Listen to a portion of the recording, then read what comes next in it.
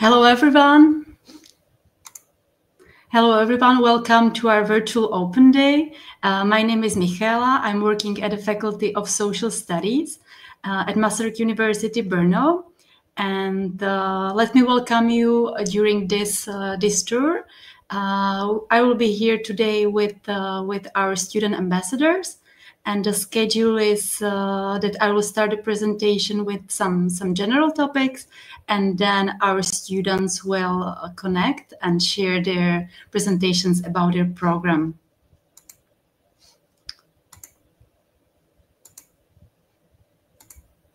So I will start briefly with our faculty. I'm going to share the video at the end of my presentation.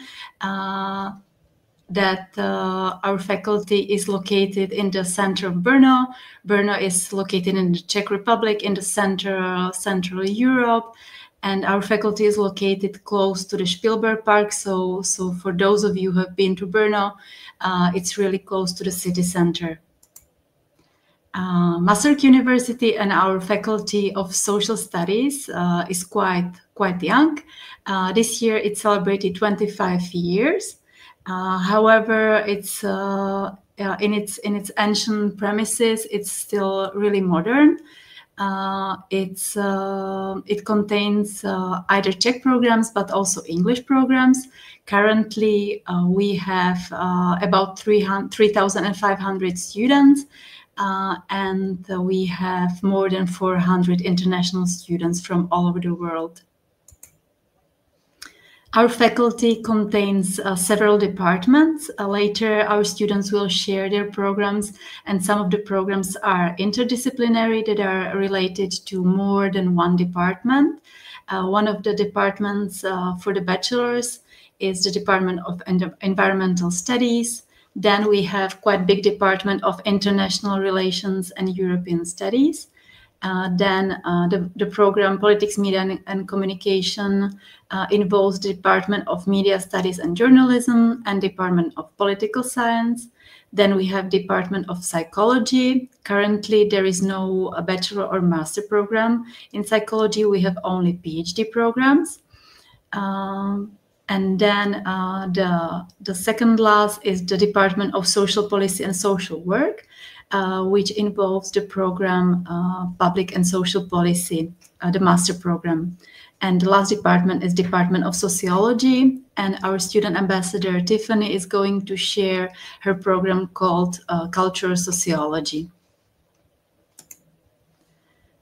If you are interested about our faculty more into the depth, you can go to our webpage, where you can find information about our professors.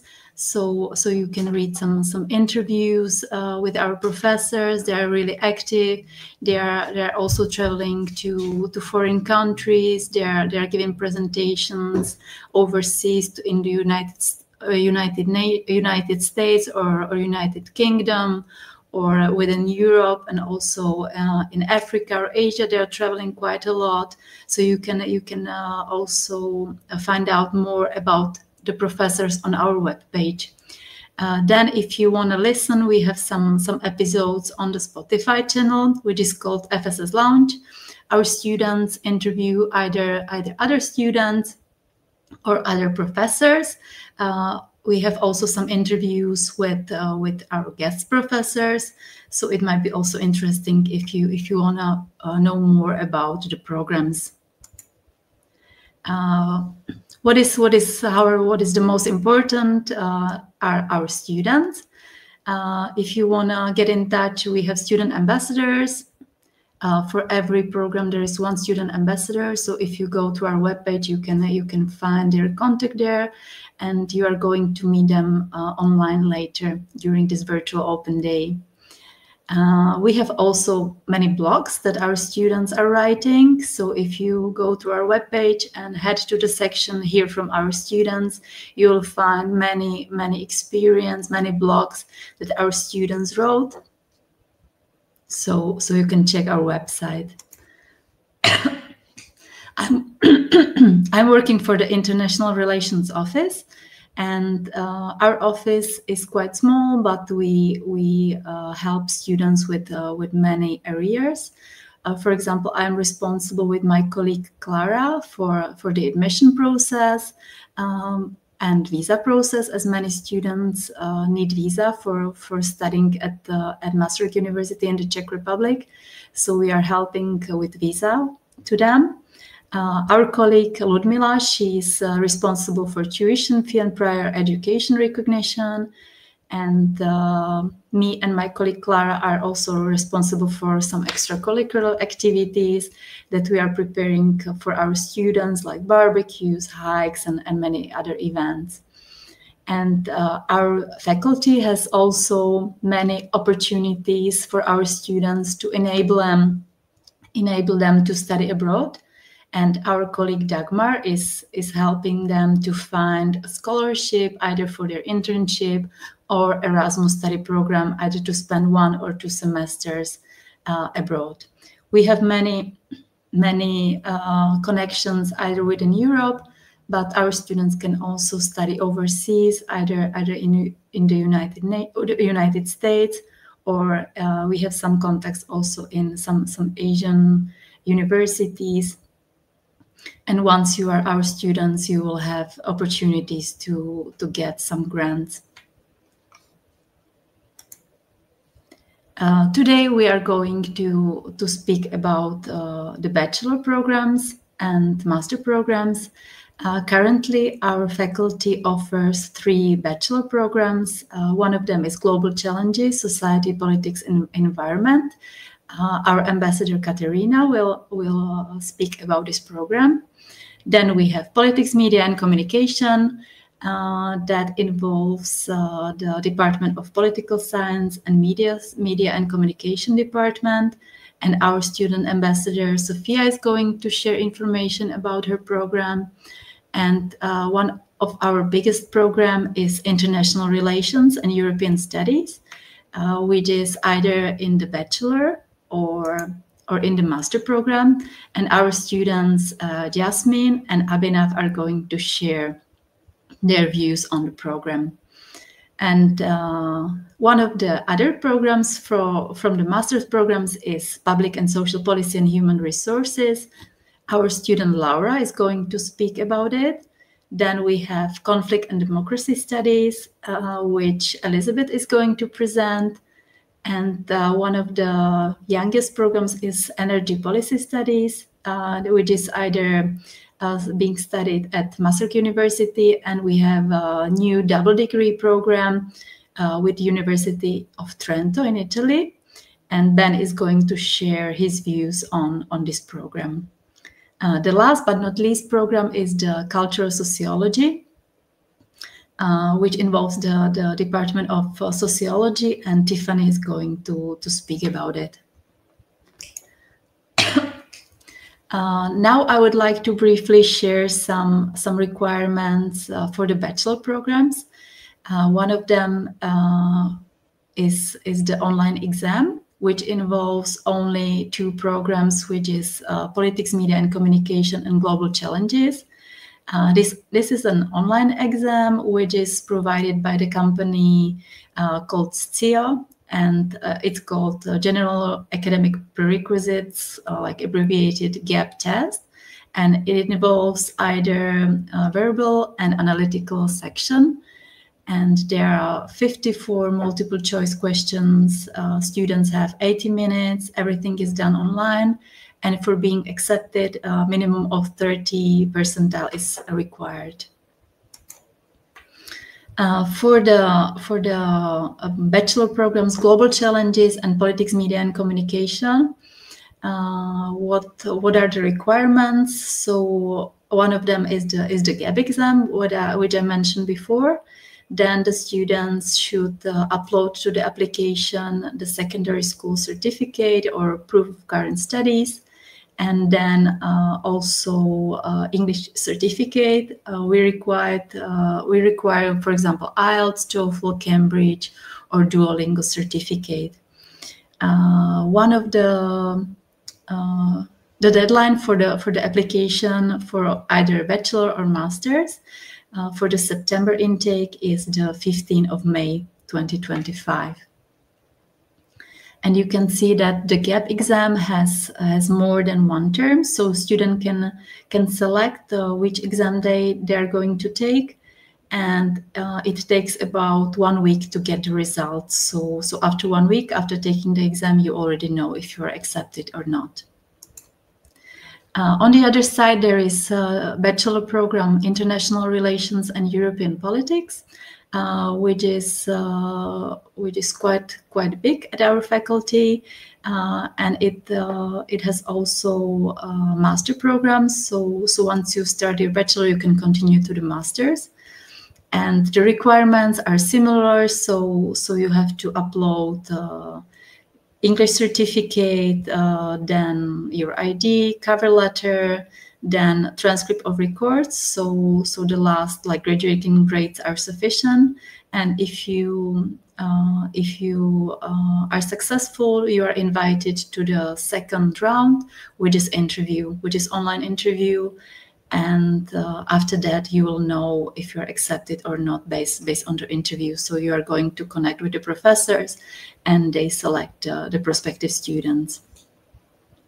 The deadline is the same, it's 15 May. Then we have master programs. The 3 master programs, Conflict and Democracy Studies, Cultural Sociology, Public and Social Policy and Human Resource, also require gap exam. So it's similar to the bachelor program. So they have to also get minimum of 30 percentile. They also have to upload their diploma or confirmation of their current studies, and also English certificate. So after they upload all the documents, pass the exam, they're accepted. The other 2 programs, International Relations and Energy Policy Studies, including double degree as well, require more materials. They also required CV, motivation letter, transcript, and some other documents. It might be recommendations or a sample of academic writing. And after that, they are going to be requested for an online interview, and the admission committee will decide whether they are accepted or not. The deadline is the same, it's the 15th of May 2025. There were some applicants, they were required, they asked about PhD programs. My colleague Gabriela is responsible for the admission process. So if you have any questions, you can contact her. You can find her contact on our website. And these are the full-time or combined doctoral programs offered by Masaryk University. We offer clinical psychology, international relations and European politics, media and journalism studies, political science, social policy and social work, and sociology. The deadlines for application are a little bit different. The applications for the September intake start on 1st January, and the deadline is 30 April 2025. Tuition fee for the bachelor's and master's is 1,500 euros per semester. PhD programs require a tuition fee of 750 euros. Now, quickly, I will speak, and maybe our student ambassadors will also share their experience with student life and support services. We have many student clubs. One of them is Erasmus Student Network, which helps students to spend their studies really at a full point of view. They organize many events. They help us during the orientation week, which is the week before the studies will start. So every new student can come 1 week earlier, and there are some presentations. There are some events. So either one student is coming alone. He may easily find friends during the events, because they are organizing some parties, some international dinners, city tours, and many other. So ESN is really big help for our students, and I really recommend to joining these events. Then we have Masaryk United Nations model, which is mainly under the Department of International Relations and European Studies. Our students from International Relations program will share their experience with it, because a couple of conferences have been already organized. Either this year and next year, they are planning it as well. And then we have Radio R, we have podcast. Our faculty has its own radio. So we have also our own show, so you can connect to the Spotify and listen to some episodes. There are also some support services, either career counseling within Masaryk University. Erasmus Student Network has so-called buddy programs. So for every new student, there is a buddy, which is a person that takes care of the newcomer. They either pick them up from the train station. They help them to orient in the city, in the faculty. And our faculty also has a program, FSS Mates, which is a volunteering program, and our Czech or Slovak students help our international students with their meetings where Czech language is required. So there may be some visa meetings, or some meetings at the doctors, and so on. Masaryk University has a special support center called Teresias, which is a support center for the special needs. So either if you have some handicap, or you have some issues, they are helping students also with, for example, psychological counseling. What students have already asked are dormitories. This is the list of our dormitories. You can find it on our website. Masaryk University has about 5 or 6 dormitories. They are located in the city, either in the city center or more far. Usually you can get a double room. There are also some single rooms. The booking is twice a year, so before each semester there is a booking, and usually international students can book the capacity if they follow the dates. Our faculty is also organizing some extracurricular activities for our students, because we would like them to remember Czech Republic and our faculty. So we are organizing, as I mentioned before, Orientation Week, which is the week before the classes start. So we really recommend students to come 1 week earlier and get some orientation before. Then twice a year we organize barbecues. This year we were not really lucky with the weather, so we organized a snack which was inside the faculty. But I think it was nice, and I hope next semester we are going to prepare barbecue, which is a wonderful event, and we are having barbecue in a beautiful park in the Spielberg Castle.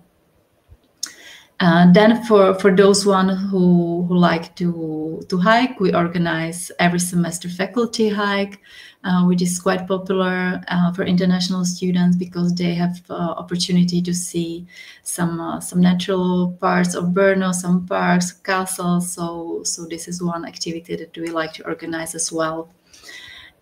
Then every year our faculty has its birthday. So in April there is so-called Faculty Day.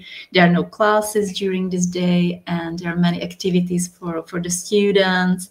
There are some games, and it's a really nice day when all the faculties are celebrating its birthday. Then we have Christmas celebration. We want the students to experience Czech Christmas, so we prepare some Christmas cookies and decorate Christmas cards, and it's a really nice event for our students. Okay, so there are some questions.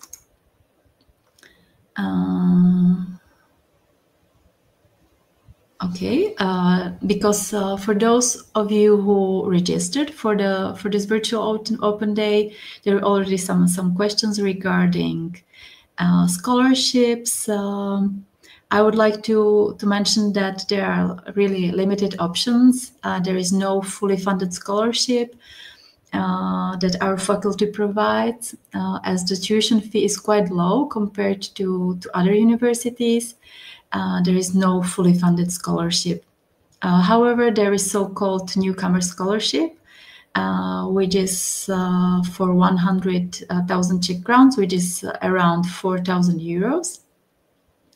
And there are some conditions that if you are interested, then you have to find it on the website. But so far, these countries are eligible: Albania, Armenia, Azerbaijan, Bosnia and Herzegovina, Chile, Colombia, Ecuador, Georgia, Kosovo, Malaysia, Mexico, Montenegro, Peru, Philippines, Serbia, Taiwan, Thailand, and Vietnam. It is possible that some other countries are going to be added to the list. So if you are interested, just let us know, and we can find out if for the next year, next September, maybe there will be some other countries added to the list as well. Some students have already asked about dormitories. Their capacities, they are limited. However, if you follow the date, the registration date, you can book a bed. There were some questions regarding jobs. If you are studying in the Czech Republic, and if you have a student visa or you have a permit, residence permit, you are entitled also to work in the Czech Republic. As I know from our students, there are many possibilities of part-time jobs. Our student ambassadors are working as well, so they can maybe share some experience about their part-time jobs, mainly in international companies. Then there was question about visa. Visa has also so-called student regime for some countries. Unfortunately, there were some changes from last December that many countries were excluded, and there is one condition, that is completion of the previous education less than 3 years ago. So if your study break is longer than 3 years, you are not. You can't be nominated in the student regime. Okay, there were some questions about gyms and fitness. Our students can share their experience, but every bachelor student has to have 2 ECTS credits from sport classes, which means 2 semesters they can select a sport activity and attend the classes, and they will get a credit. And if you are a sporty person, there are many gyms and fitness centers in Brno, so I think there will be no problem to finding your favorite like sports center. Then there was a question about doctors and dentists. As far as I know, there is a university doctor that helps students when they are sick. And regarding dentists, I don't know, but mainly we have private dentists, so you have to pay for the cavities and the fillings. And okay, so there is another question regarding IT equipment. That someone asked if our university offers laptops, computers.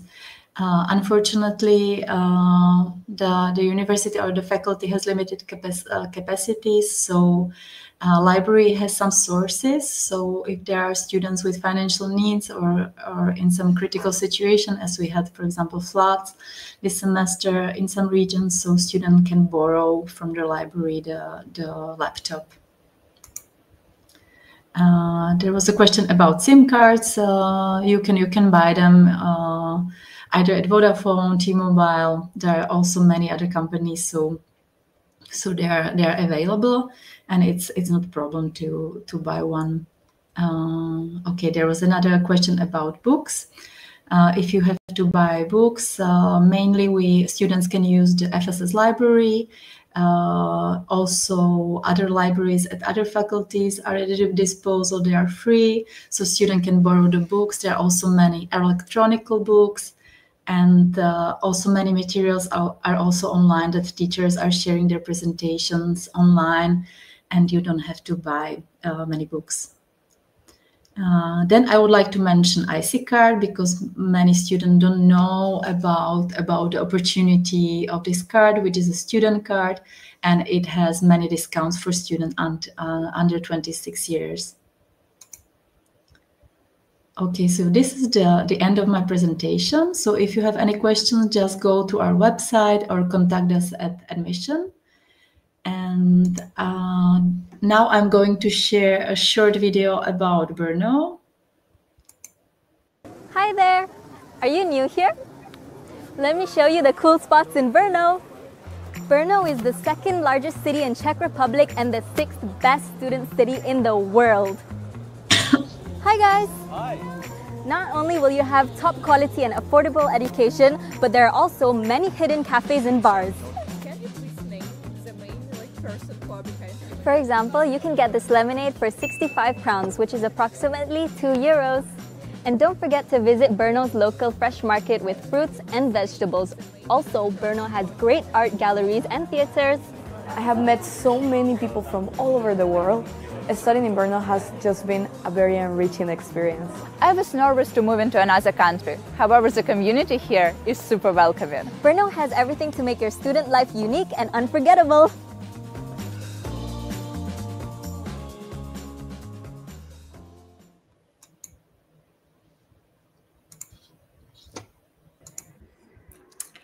Okay, Hi. so now I have Kate. Kate is going to present her program, which is Global Challenges.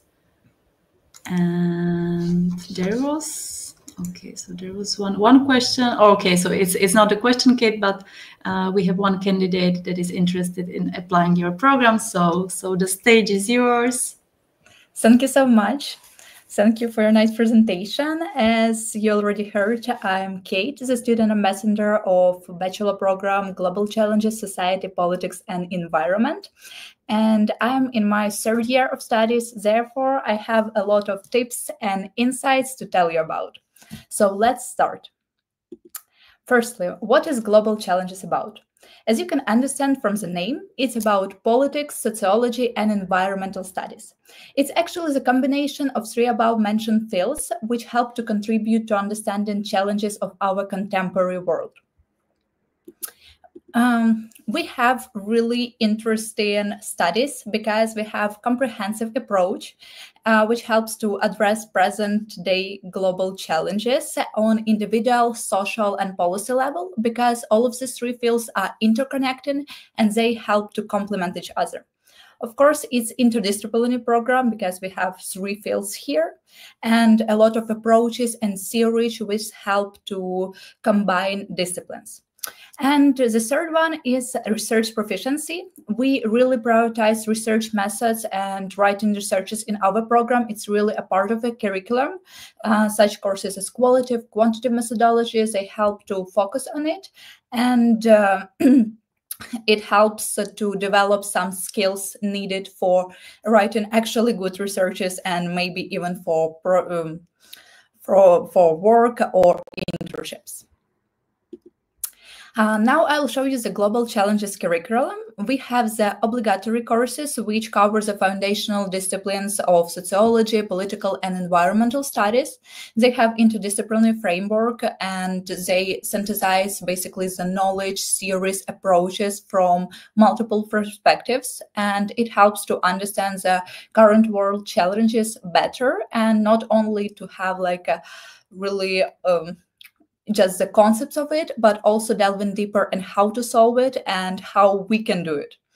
Secondly, we have the selective courses where we can prioritize the field of interest where we are interested. They include such topics as migration, social anthropology, misinformation, climate change, etc. Here I have the example list of courses with obligatory and selective ones. I think it's from my own curriculum from the 1st and 2nd year of studies. So here you can see the obligatory courses such as Globalization and its Challenges, Central Europe, Politics and Society, Environmental Studies, Political Science and Security Studies, Methodology of Social Challenges, Main Issues in Sociology, Social Movements, and some more of them. I just wrote the most interesting for me. Here we also have selective courses, and you can see they are more specific, and it actually helps to understand the obligatory courses better, because we have a really good professors, teachers, which help to really combine the knowledge and apply it in different fields. So here it's fake news, which is focused on disinformation, climate change, communist politics, culture and society, IE in political science, sociology of forced migration, money, politics, society, environment. I'm on my final year of studies, therefore I would also highlight such topics as bachelor thesis and some of the practical courses I have this year.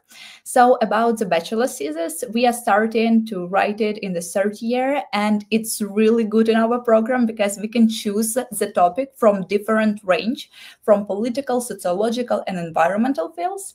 For instance, I'm writing my topic more on the political side. I'm writing about human rights, human trafficking risk for Ukrainian refugees, while my friend is writing her thesis more on an environmental side about eco-labeling. So you can see how diverse the fields are and how much opportunities you can get from it.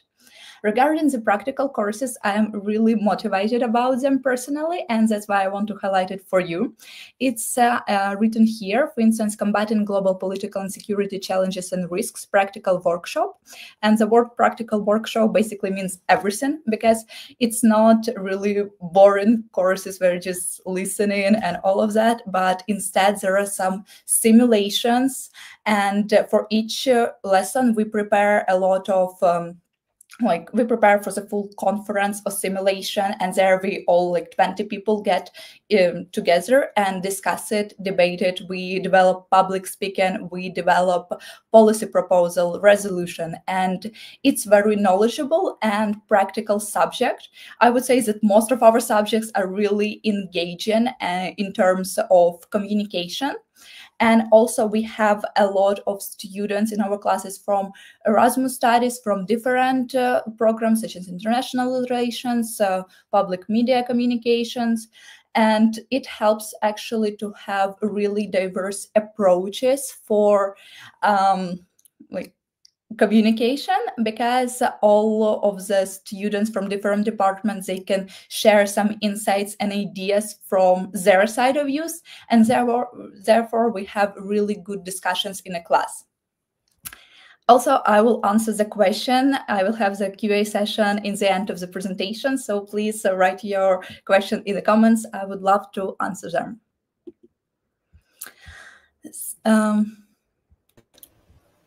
Okay, Kate, you have one question. Yes, and then I will answer out now. Can you tell me more about your group? How international is the environment, and have you ever felt uncomfortable?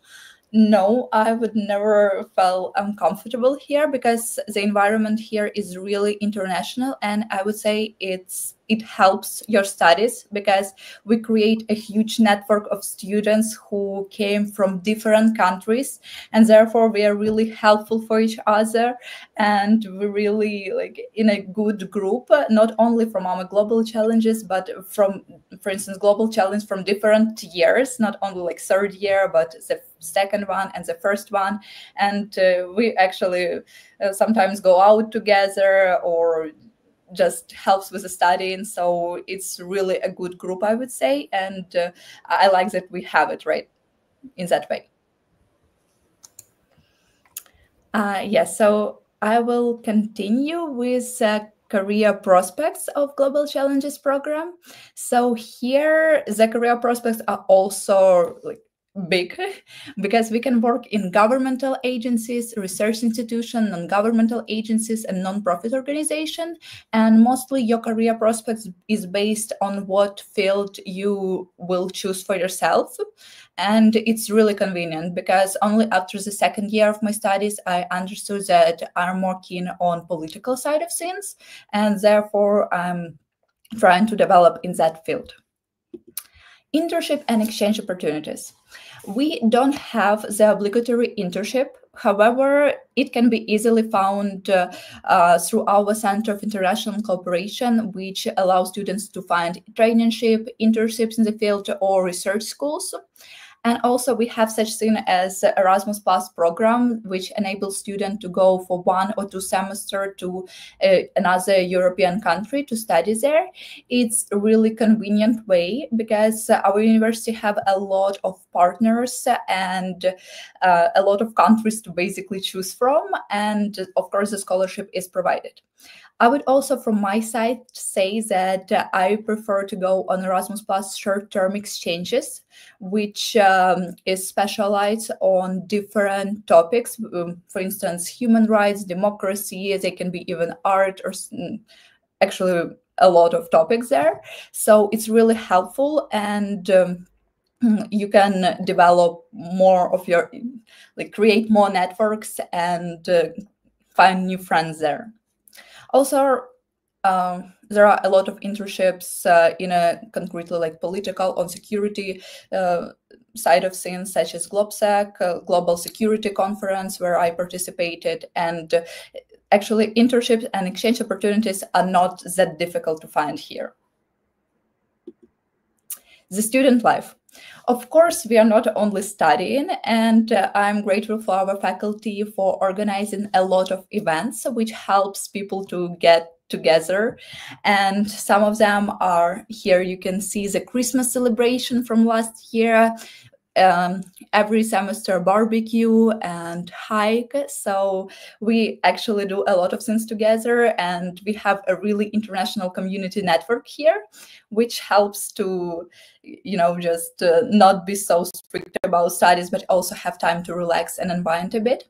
And also, Brno is really student city. There are a lot of student events, and I guess only Masaryk University have like 30,000 of students. So it's really a big network here, and students are really an active part of community in the city.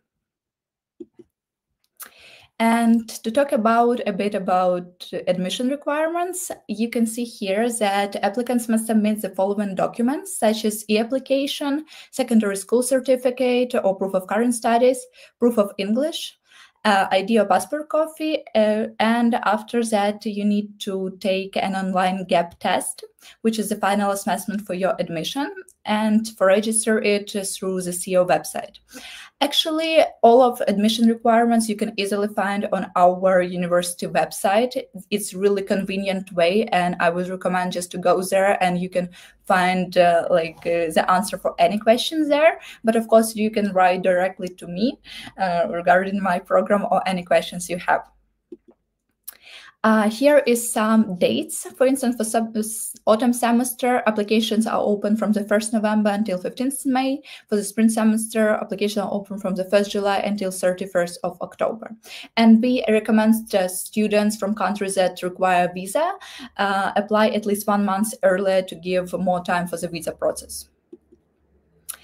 Tuition fees were already covered, but it's 3,000 euros per year. And I would also comment on the average cost of living. So cost of living depends actually on your lifestyle, but I would say the average one is 600 or 700 euros per month, but it can be more or less depending on your lifestyle. So to sum up, the Global Challenges program, it's really a unique field which helps to cover 3 important fields of sociology, politics, and environmental studies, and actually train today's students for tomorrow's challenges by covering all the necessary topics and how to deal with them. Thank you so much. If you have some question about the program in detail, just write to the comments and I will answer them. Okay, Kate, thank you very much. So I would like to ask you to stay on the stage, because there are some questions that you can help me to answer. There is one question regarding dormitories. A dormitory available is limited. Do students rent private apartments? So if you have an experience with renting a flat, so you can share it. Yeah, sure. I lived in two dormitories 2 times. So, but now I'm currently renting a private apartment, or not the whole apartment, but a room in it. And it's really popular way. It's pretty accessible, so you can find one even if you don't know Czech properly. You can find websites, and it's of course possible. The prices are maybe a bit higher, but I would say they are basically on the same level. So it's possible. Yeah, it's possible because Brno is a student city, and there are many apartments that are being rented to students. So there are many rooms, maybe not the flats, but also many rooms that are like offered for rental to students. Okay, and there is another question that maybe I'm going to answer, that Tarek is asking about if after learning Czech during freshman year, can I transfer to Czech language bachelor's program, or will be considered new admission? It will be considered a new admission because the admission process in the Czech program is different. So you have to start a new application. So if you are pretty confident with your Czech, so you have to pass another test for being admitted in the Czech program. Okay, so that's it. So thank you, Kate, very much for sharing your views. And now I'm going to invite Sophia. Sophia is a student of politics, media, and communication, and she will share her experience with this program. So welcome, Sophia. Hi everyone, my name is Dalia Sofia. I'm the ambassador of Politics, Media, and Communication. This bachelor program is about the interplay of politics, media, and society, and how politics is played in the media. With this like evolving rise of new technology and everything becoming digitalized, I think it's important how politics works in the media realm. This program also teaches us how like society responds to political issues on the media, and also how it is portrayed on the media. So it's like kind of a whole loophole, and like all the three, politics, media, and communication, relate to each other. The second, I'm gonna show you example of the courses we learned: media, politics and society, political and media systems, populist communication, post-communist, and research politics and media. The first two are obligatory, like we have to do the first two. The third and the fourth, post-communist and populist communication, it's selective, and the last one, you take it in your third year, because research on politics and media, you can either take it on the end of second year or the third year, but I think research on politics and media helps a lot with bachelor thesis, because it teaches us how we would like to do the research, like whether we want to use quantitative or qualitative. So all the research methods are taught in this class, research on politics and media. Currently, I have a midterm for populist communication. I think it's really interesting. This populist political communication class teaches us how populist actors use their like different communication styles in the media.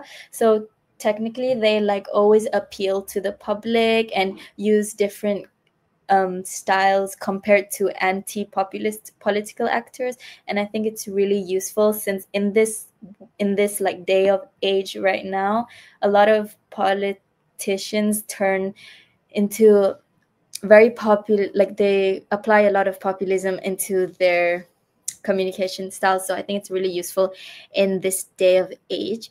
The second one, as we can see, political and media systems. This one teaches us, it's more of like the journalism aspect. It teaches us like how the different type of journalism styles like relate to like how they showcase political systems. So if you're like in an authoritarian state, how they present their topics, their policies in their media. It really depends on how the government is in each country. So we learn about those different systems depending on the different countries, the different political systems, and how basically we can relate both of them together. So why should you study politics, media, and communication? I find it really unique because this program is one of the only ones in Czech Republic which combines the three majors of journalism, communication, and politics. So not only can you will never get bored of just learning politics, because I know a lot of people, they want to get into politics, but they also don't want to just study political science, and it's going to be kind of boring with no other side like journalism. But here we have journalism and communication, and I think I'm never bored. So I really recommend this program. Second, I would say like the professors in Masaryk are really helpful. They always reply on time, or if you ever need help. I'm the type of person to always have questions or ask the Masaryk professors, and they are very specialized in their field. Since this program, it has the separation of, it has a bit of each from political science department, communications department. So when it combines together, you can use professors from both of the different departments and get a view on the political science side and also from the journalism side, which I think it is really helpful, instead of just focusing on one and you only get the view of politics from one side. And yeah. So what are the career options if you study in politics, media, and communication? Most of my classmates in this program, they want to become like journalists, sports journalist, reporter, or basically just like a reporter, like reporting on boards and all of that stuff. You can cover political events when you're a journalist in that. You can also be like politician, advocate for policies, political analyst. I know someone who wants to, political analyst is like you can analyze some political issues over the media. If you like media and you like politics, I recommend political analyst. In this program also, most of us also would like to go work in NGOs or nonprofit organizations, or some big organization like United Nations. It is also famous from this program. But if you're more on the media and media communication side, you can also do social media management, which is also good. You can advocate for like your policies on campaigns, and you can be analyzing their trends in political campaigns if you prefer working with media and stuff. So yeah, thank you for listening. And if you have any questions, you can email me down here or just ask me. But yeah, thank you. Okay, so Sophia, thank you. We have some questions, then we can answer them together. So there is one question that you may help to answer me. Kel Dawood, he asking about elective courses, that on the website it shows we can choose 10 ECTS from other faculty departments. Does it mean I can choose any courses I want freely? Yeah. For the 10 credits, you can choose from different faculties, like Faculty of Law, Faculty of Arts, or whatever. I did one class on Russian politics, and I chose it from Faculty of Arts. And however, these classes will only count up to your 10 to your, like, let's say it's 6 credit, it will only be 6 out of 10 out of that section. It won't go into your optional courses or whatever, which is from your program. So yeah, it's a fun way to explore different faculties. And yeah. Okay. And there is another question, second question, how does the exam system work? Midterms, finals, or finals only? Okay, so it depends on the class. Some classes just have the coursework, which is like you have to submit papers, presentations, midterms, but there's no final exams, which is, it is fun because you don't have to really stress yourself and study for the finals exams. However, for a lot of the compulsory courses that you take, there will be a final exam because you have to pass it in order to go on to the next compulsory class. But when there is final exam, there won't be a lower chance of having midterms and final exams together, from my perspective, which I learned. So the class that I have on populist political communication, I only have a midterms and a presentation and a paper, but I don't have a final exam. But the compulsory class I have, which is another compulsory class, for example, I'd say I have only like a paper and then a finals exam at the end, but the final exam will be a big grade, so it is more harder, but it's okay. And you normally go to class, write it in pen and paper for final exam, but for midterm you can do it online. I think some of them are online, but final exams, it can be online in other programs, but in my programs, the final exam is normally pen and paper. And you also have a lot of times, like if you want to retake, or if you want to do, like if you don't get a desired mark that you want, you can also take another exam slot. Or if you're not sure if you're ready to take the exam tomorrow, you can take the exam next week. Okay, thank you. Okay, thank you, Sophia. So it was a lovely presentation. Thanks. So if you have any questions, just reach Sophia. And now we are going to proceed to the international relations. So we have Abhinav, we have Jasmine, and this is their presentation. So welcome, guys, and the stage is yours. Thank you, Michaela. Hello, everyone. So my name is Abhinav. I'm the Master's Student Ambassador for International Relations and European Politics. And with me is Yasmin. Yasmin, introduce yourself. Hi, everyone.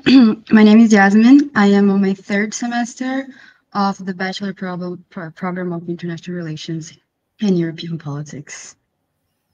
Perfect. All right, let's get on with the presentation. So, why study international relations and European politics? I studied the bachelor's program here as well at Masaryk University and proceeded to go to the master's. So, of course, I can give you a thorough knowledge base on why the program is good. Essentially, if you're interested in how sort of global dynamics work and how different decisions throughout international politics make significant impact on other things that are related to not just politics, but also business, economics, sort of companies working together with different countries. The program is amazing to understand sort of like the overall working of how the world works, how decisions affect different things.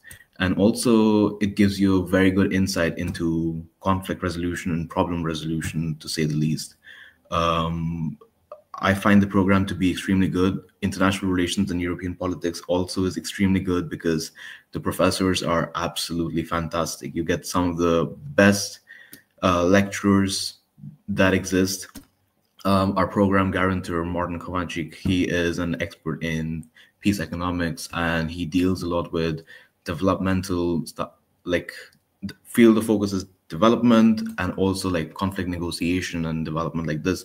And he really incorporates all those different elements into his lectures. And when you are studying the program, you also have a lot of practical things such as mediations, negotiations, skills like project management that you're also learning. That's from my side. But Yasmin, you would also know because you have a fresh pair of eyes. So enlighten us. Yeah, I think international relations is very important right now, especially because we are so globalized, everything is interconnected. And when you really know how the international arena works, it's just great because you gain a new perspective about every relation between the countries, and you can really analyze the world around you and use those analytical skills in your career, in your life. And yeah, I think it's very important. And it's a field that is gaining like a lot of recognition right now. And I think international companies are really looking for us, for people that have academic formation on that. So yeah, it's just great. Yeah, I would definitely agree. What we're studying here at International Relations and European Politics definitely touches sort of all aspects of the world right now. We study stuff related to Asia, Africa, Europe as a whole as well, seeing like how different spheres of the European polity interact with each other. The Americas are covered, South America, so you get really a deep insight on how the world is interacting with itself and how you can sort of be a part in that world and make it a better place and make your impact there. So definitely a good program. I did the bachelor's, doing the master's, so sort of a testimony here. Hey, if you have any questions, reach out to me, right? But yeah, it's a great program. Would recommend it to everyone who is interested in politics and seeing how that interplays in the world. So So, yeah, Yasmin, go ahead with it. okay. So I choose our programs. We have a smaller core of compulsory courses. Like usually it's three per semester, and then the rest you can choose your own courses. And then sort of like in the first semester, you just get like what you're more interested in. But as you gain knowledge on the field and you start thinking like, oh, I'm more interested into that, then you can like select the courses that actually align with the field that you want to be specialized in. Also, we have a very large international community. There's more than 100 international students from all over the world, which means you're going to have, as colleagues, people from all the continents that you can share your experience. People can tell you about what is the political landscape on their country. So you don't only like see it on the news. You can actually talk to people that lives in that situations. And also we have 4 other English programs. So believe me when I say there's a lot of international people to get in contact with, even like learn some words of their language. I don't know, it's very rich experience. Also talking a little about Brno, you guys saw the video. It's just an amazing city. It's a student city, which means there's a lot of young people, there's a lot of parties, a lot of events, a lot of cafes to study, a lot of libraries as well. We have our own library, and then you can also go to the other faculties' libraries, which is amazing to study. You will gain interdisciplinary skills both in the courses, but you can also have the opportunity to do internships. You can either put your internship into your credits or just do for the experience and like to gain experience in your curriculum. And there's a lot of options for the internships, EU commissions, embassies, NGOs, think tanks. I personally did an internship at GlobeSec. I think Abhinav as well, right? Yeah, I think a lot of us here as student ambassadors, and not student ambassadors as well, like regular students, we all participated in this year's GlobeSec conference, which was in Prague. And I think it was an absolutely amazing journey because we learned a lot, I would say. Yeah, and there's a lot of high politicians there, all discussing the issues of the world, the security issues. I personally got to see Ursula, the president of the European Commission. I got to see the president of Serbia, president of Kosovo, also a lot of ambassadors. So it's just amazing. And also we have a very dedicated department. We have a young profile. There are a lot of people in our department that have successfully published their thesis or their articles. And also there's a very close support, which means that the teachers are very nice. They are very helpful. You can contact them by email. You can talk to them after class. You can go to their office in their office hours, talk about your grades, talk about feedbacks, everything. So yeah, that's it for me. I would definitely agree with it. The close support is definitely something which everyone can enjoy, and I think it's not sort of closed off to particular people. If you have any doubts, I think the professors would absolutely love to help you with whatever you're struggling with, academically, or if you just want to start a project, or if you're just looking for advice. And I think professors here are quite proactive. So if they see like, something is not right, they will tell you like, hey, do you want to have a conversation about it? Or like, do you just want to discuss how we can solve this particular issue? So I think that's something which is needed, especially if you're coming to a foreign country, and you're starting a new life, especially as a student. It can be hard. But at Masaryk University, because the environment is super friendly, I would say, it is not that hard. And I personally did not struggle that much. I don't know about you, Yasmin, but I think you're having a lovely time as well. So I would say like the close support from the faculty is definitely good. And touching upon the practical aspect as well, it's good to always learn theory in international relations, but there are certain skills that you will acquire and require when you're trying to work and you're trying to find a job. And I can say for a fact in the master's program, there are so many different like practical courses which relate to diplomacy, mediation, and all those different things. And it's just taught in a very interesting way, and on how to apply game theory, sort of when dealing with a conflict. We sort of mediate, like simulated a Israel-Palestine situation as well, and we all thought that it would be a bit weird, but it all turned amazing. And you have like different games on how to sort of simulate the theories into a real life aspect, and which you can also do through the model UN, which we will touch upon that like a bit later. So, talking a bit about the example of courses that you're gonna get if you get into this program, I just put here some, but bear in mind there's a lot. There's more compulsory and there's like a lot more optional. But from the compulsory, you're gonna have like introduction to ER, which you're gonna learn about all the theories of international relations. You're gonna learn about global politics, which means like you're going to learn about gender, religion, ethics, and how they all interact with international relations and global politics. Also, international organizations and diplomacy. You will actually see how international organization works. And it's very cool because the teacher also brings an ambassador to talk to us. International security is also very interesting. You're going to learn about conflict resolution, conflict management, human security, cybersecurity, transnational crime. So very interesting. European integration, you get to know all the history of the European integration going back to the 50s into this day. And economic dimension of ER, it's very cool because if you want to go like into economics and international business, this gives you a head start. And for the optional courses, peace economics is one of the courses that you mentioned Martin gives. And it's also about how economics influences peace and how peace influences economics. Also, you can learn like Spanish, French, and Czech, which I 100% recommend. There's a lot of Latin American people here, so it's a great opportunity to speak to them, to learn the language. French, which is also very important, is the second official language of the UN. And then Czech, I think it's like essential if you are a foreigner and you don't know anything about Czech.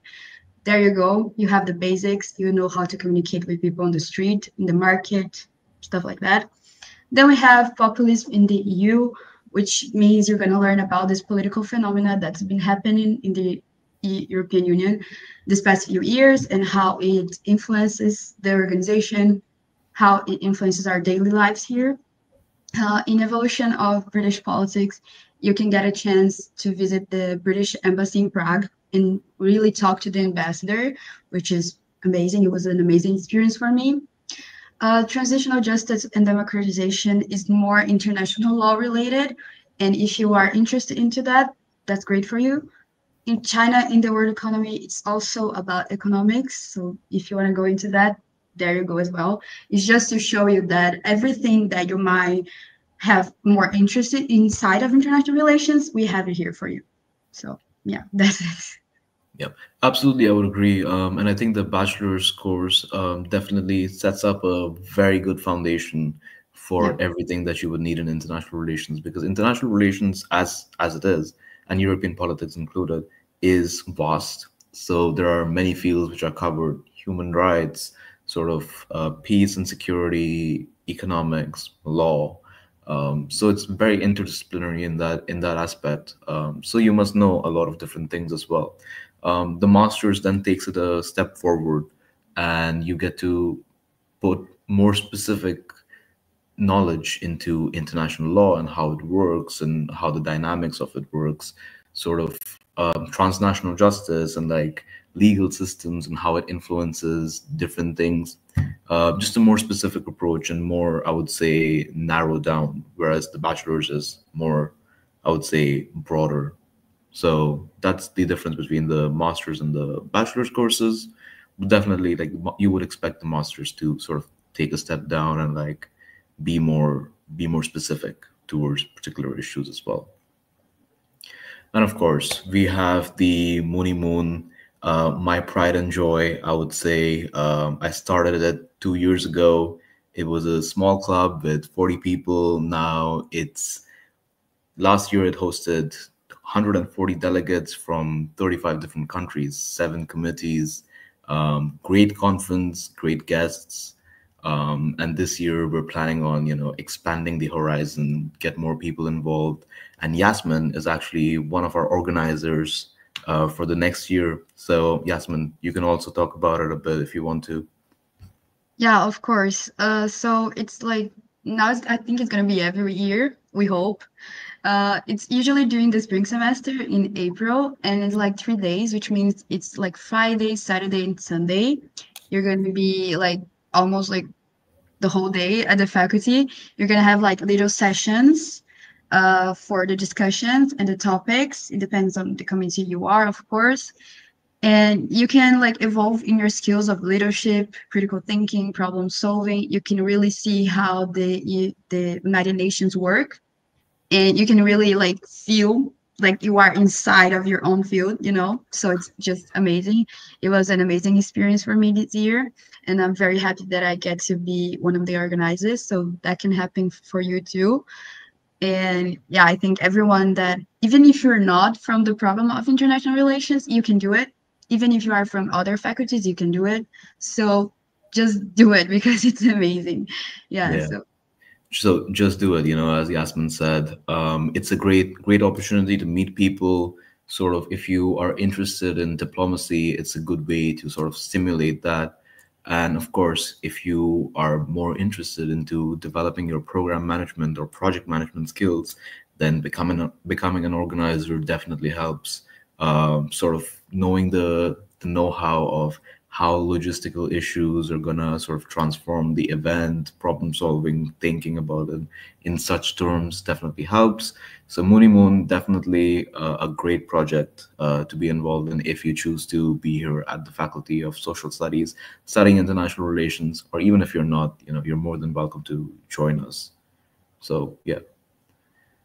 And of course, there are potential career paths, and Yasmin, talk about it. Take us through it. So there was a question like in the registration form about what career paths would be. When you think about international relations, the first thing that comes to mind is become a diplomat. And it's not just about that. Of course, if you want to do this, it's okay. But it's just a lot more than that. Like you can be a policy, market, or risk analyst. You can be a project coordinator for NGOs. You can be into international sales and account representative. You can work in communication, in marketing for the international companies. You can be part of the diplomatic staff. You can be a project manager, as Abhinav said, if you are already organizing the Mooney Moon. That's a great skill for you if you want to go into that. Also, a legal assistant for international contracts if you want to go into international law. Also, a political journalist. So there's just a lot. And I believe you are working, right? And you have like more to say about it. You know there is a path for us. So there is definitely a path, and the grass is definitely green for all IR graduates. I would say it's just that you should be able to present your skills properly. The first internship that I got as a bachelor student was based in Los Angeles, and it was a foreign policy analyst internship at a think tank which just started off. And that definitely opened up a lot of pathways. And subsequently, right after the internship was done, I got a job with a company based in Washington, D.C. And I was a media researcher, basically. So, sort of tracking down where media is getting funding from, building ranking lists on how free the media is, basically, and if the news that we consume is actually biased or unbiased, or like where are the motivations of different media firms coming from, basically. So that was definitely a very good job. Now I definitely took a turn into more client management and account-based roles, sort of outside IR. But definitely the media researcher role that I had for a year and a half was definitely an amazing thing. Great opportunity. I had to be essentially a detective for 8 hours a day, and I loved every aspect of it. And I'm pretty sure that if you guys work on your skills, you will also get good jobs in international relations. It's not as hard as it seems. All right. So Yasmin, back to you. Walk us through it. Why choose our department? We are the largest department in the FSS, so there's an entire expertise at a cost-efficient point. And compared to the other programs, you can start specializing early. So, as I said, you can choose your optional courses and they kind of like guide you through what you want to specialize in. And then when you go into masters, it's even more, like Abhinav said. You can also have the takeout program courses with no extra like costs. So I think Sophia talked about that. You can get the courses from other faculties of their other programs, and it's fine. It's okay. If you are, for example, more interested in communication, and then you want to like take a communication course from the program of politics, media, and communication, you can. It's possible. Uh, as we said before, there are several Urdu language that you can learn. As I said, Spanish, French, Czech, and I believe it's more. There's a large flexibility within your studies. You can go for Erasmus for, I don't know, a semester, a year. You can do internships. Like, as long as they don't affect your studies and you met the requirements of the credits, it's fine. And also, we know we have a really great information system for learning support. So don't worry. Also, the class size is controlled. So, which means like compulsory courses, of course, are going to have more people, maybe like 60 or something. But optional courses are how they are very focused. So it's only people that are really interested on that. So it's like 20, 15 people, and you can like really talk to the teacher. You can ask a question during the lecture, start a discussion. It's very chill, very fine. So yeah. Mm-hmm. I would also definitely agree. The class sizes are quite small for like the specific courses, like the electives that you're going to choose. The compulsory courses can be a bit more larger, especially I think how do they see as the course with the ambassadors, because it's also combined with the Czech course. So yeah, the class sizes are good. You get sort of individual attention, and that's what we are aiming for here.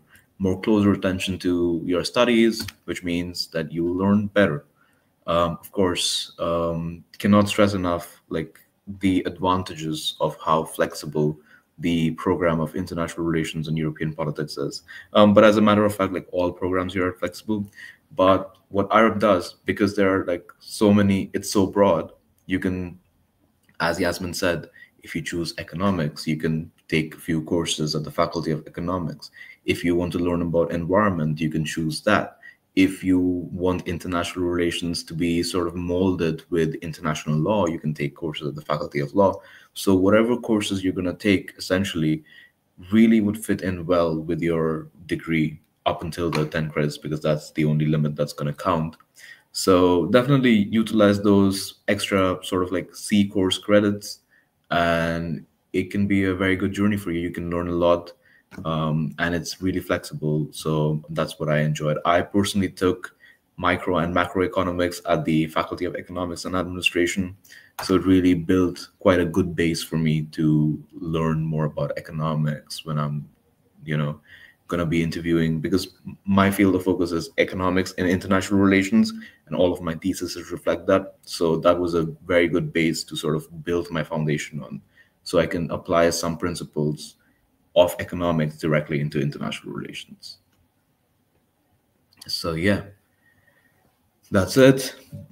The two people that you see here are Professor Jana Urbanowska and Professor Martin Chovančík. Martin Chovančík, obviously a program guarantor, and you'll see him in Peace Economics. Jana is teaching international organizations and diplomacy. You'll see her as well when you join the university. And here are the emails. If you have any questions, just drop us an email and we'll get back to you as fast as possible. Do you have any comments, Yasmin? I just wanted to answer the questions that was sent before in the registration forms. So there was a question about how to apply and requirements. So Michaela already talked about that, but I just wanted to add about cover letter and online interview.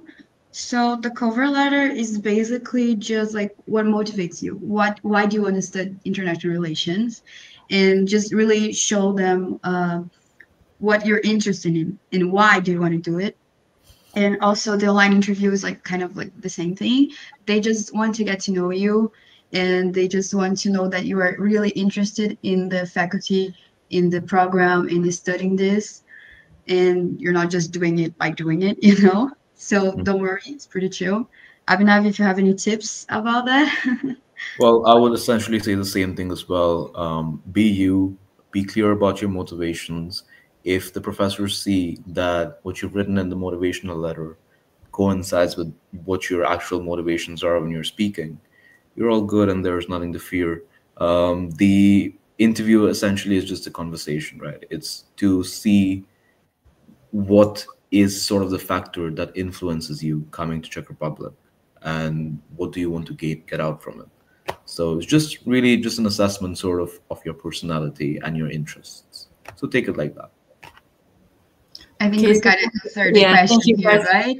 Yeah. You've already answered the question. The Daniel asked that his interview is scheduled this Tuesday. So how should I prepare, and any advice? So you basically answer it. So interview, there will be no specific question, only to inquire the motivation of the students. So just to like develop more what is your motivation mentioned in your cover letter. Yeah, and it also acts as a good icebreaker because your motivation will be with the professor, right? And you can sort of ask them questions back about what are their teaching styles, and like, you know, and all those things. So I would say like utilize the moment nicely, and it's going to be good. Okay, and there's another question from Tarek. I would like to continue my education after bachelor's degree and apply for master's. As a foreign student, will I be able to apply for a job with the faculty during my master's studies? So I think also you mentioned that, Abhinav. Yeah, like Tarek, I'm working as a full-time person, and I'm a full-time student as well. So there's definitely a possibility. But of course, as the saying goes, nothing is a guarantee, right? Like if you have the good skill sets, you will be able to manage it and there should be no issues. But studies come first and then the job. Just remember that. Okay, there's another question regarding bachelor. Is there a maximum number of ECTS per semester? In other words, can students take more courses, ECTS, than his colleagues in the same semester? Overload studies. There are no maximum limits. From what I'll say, there is a minimum limit, which is 20 credits. So be careful about that. But there is no maximum limit. But at the same time, don't go too overboard because it can be quite difficult. Especially continue. Especially in your first semester, I would not recommend it getting a lot of courses. You're just getting started. You're new. You don't know how the teachers teach and what they require from you. That this happened with me in my first semester, because you can actually do this. You can get a compulsory course before the semester that is recommended. And I did that with international security. I did international security in my first semester, and it's actually for the third semester. So it was very kind of scary experience. I did it. I passed, no problems. But it was definitely harder for me than it would be right now. So just think about this, bear this in mind. Yeah, of course, it's gonna happen that people have different priorities. So there will be people which will only like get like 20 credits, which is the minimum. There are people that are gonna have 40. I know people that have 40. So like it only depends on you, but like know your limits, because there's a lot of readings as well. We have readings every week, sometimes like 60 pages of reading. So you really have to like time management and really know that you can dedicate yourself to all of these courses you're taking. So yeah, that would be my advice. And of course, I would also like to add that there are study advisors at the faculty. Each bachelor's has a different study advisor, master's has a different study advisor. So if you have any questions about course load and workload, it's also good to consult with them and get an opinion of what they think, because they might be able to give you a better picture on what's expected from a course and like if it's really feasible what you're trying to achieve with particular courses. Because some courses really have, like as Yasmin said, like one course will have 60 pages of reading a week and it can go up to 120. So just be mindful of that. So how international are the master's program? Are there many people coming to study and teach from outside the EU? The master's program are as international as the bachelor's one. There are many professors coming from all over the world, experts in their field, as I would like to call them. Um, I remember like there were people from like Africa who were teaching courses on development in Africa and sort of like how the UNDP goals align with those values.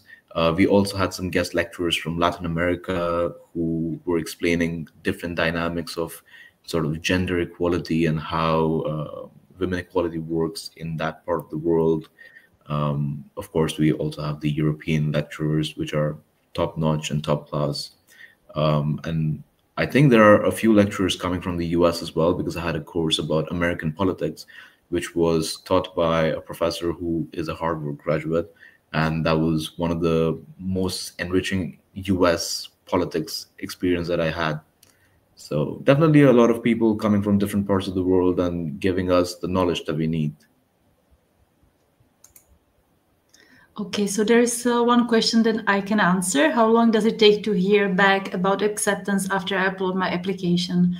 So it depends if all the documents are in good shape. So if your English certificate is the one that we require, and then it depends if you apply for international relations, then you might be invited to the online interview. If not, the other exams, as I mentioned before, the results of the exams are within 1 week. So within 1 week, you know that you are accepted or not. Then there is a question from Scott. How long do students have off for holidays and Christmas? So it depends, I think. Yeah. Well, I think Christmas holidays will start for many of us from the 18th of December and will go up to the first week of January, maybe 3rd or 4th January or something like that. So that would be like a good estimation for how it works. Yeah, but I think it also depends kind of on you, because you have your final exams and you can choose the dates for them. So if you want to do all of them, like there's always a first time in December before the Christmas. So if you want to do them all like on the last week of classes in December, you can, and then you don't have to worry anymore. But then you can also like do a break for the holidays, and then you go back to having your final exams during January, and then in February we start the spring semester. So it depends on you, like the period off, Mm-hmm. Okay, so there's another question. Are there some open events like conferences, open lectures organized by the faculty in which a prospective student can participate, at least as a listener? There are, in fact, many events which are happening all the time in the faculty. There are lectures going around in the atrium usually, or even at the aula. These are like termed to be like throw around at FSS. If you join us, you'll know better. But that's up to you. But there are many lecturers who are sort of giving there used to be debates about Ukraine, energy-related issues, sort of like world political issues with experts from around the world. And they used to sit with professors, and there was just an open mic discussion, and students could also participate by asking questions in those times, you know. So definitely quite interactive, lots of conferences. Of course, one conference being the Masaryk University Model United Nations, in which people can participate as well, not just as a listener, but you can sort of actively participate as the United States and the United Nations Security Council, you know, who knows. But we also have guest lecturers and like guests from all around the world that we're planning to host at the Model United Nations. This time around, we had one of our vice rectors of the university, and also he was joined by Professor Rastislav Rabensky, who is a former Director General of the United Nations Development Program. So, you know, there are a lot of things that are happening, a lot of good places to listen to stuff and also interact. So that's what I would say. Okay, guys. So thank you very much for your great presentation of your program. So now I'm going to invite. Bye-bye, everyone. Bye-bye. Bye. Thank you.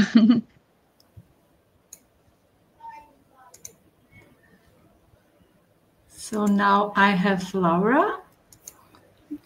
Welcome, Laura. And she will present her program, Public and Social Policy and Human Resources. Thank you. So, hello everyone. As Michaela mentioned, my name is Laura, and well, I'm very excited to be here today to introduce you to the Public and Social Policy and Human Resources master's degree. So basically, in this presentation, I would like to walk you through about what makes this program so unique, in my opinion, of course. Also, the opportunities that it offers and why it could be a good fit for you if you are interested in this field. So, well, we are going to explore a little bit about the multicultural environment that the program offers, and also the interdisciplinary curriculum and the many career paths that it opens up for the graduates. So yeah, basically, so if you are like curious about in like, I don't know, shaping public policies or organizational systems inside companies, you are definitely going to like this program. So let me just... So first, I would like to start to mention why you should choose this program. So, well, I believe that in today's rapidly evolving world, as Jasmine mentioned before, like the challenges that we are facing in public governance and in workplace management are very different, and honestly, they require like innovation and comprehensive solutions. So this program is basically designed to provide a response to all of this. This program is going to equip you with the essential skills in public policy, in social services, employment, and HR development, which was the main reason why I chose this program on the first time. I'm actually on my second year, and I was really interested in trying to find a field that I could combine human resources, because I had experience on that, and also social policy, having in mind the relevance that has nowadays. And also, this program is really cool because it's going to actually prepare you for leadership roles in designing and implementing social programs. The courses and the classes are designed to do that. They're actually going to kind of force you to think outside the box and to understand how the public policies are going to have an impact in everyone's lives, the role that we have as social actors. So yeah, this is one of the main reasons why I believe that you should choose this program if you like this field. Also, the program offers like a career growth and a chance to make a real social impact. You are going to have the opportunity to use this in many different fields. For example, most of my classmates have like different, like not only like country backgrounds, but also like their bachelors. They made it in different fields. My example, I'm a social worker and a lawyer, and I found like in this program the perfect combination of both of them. So I think that this is what it makes the program so great. What will you learn? Basically, you are going to learn to analyze public policy in many ways, using many different theories. You are going to have the opportunity to even analyze the public policies of your own country, which I believe that is great. And you are going to be able to hear other approach that different content has. So yeah, that's also very enriching for your academic knowledge.